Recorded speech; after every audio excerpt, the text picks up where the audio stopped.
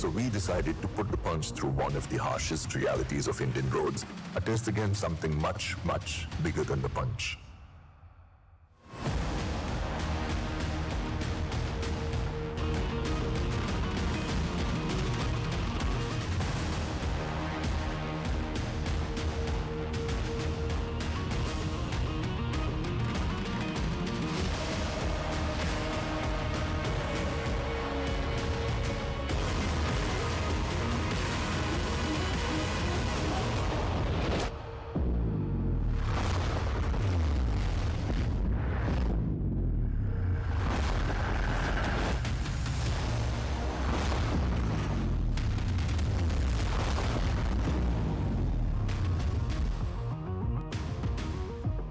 The structure remains intact.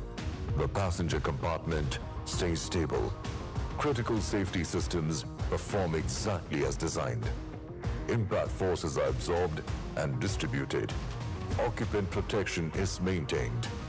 Every key parameter, structural integrity, passenger safety, and restraint performance meets and exceeds expectations. This test wasn't about proving a point. It was about owning a responsibility. Because when families put their trust in it, the punch must be ready for real roads and real consequences.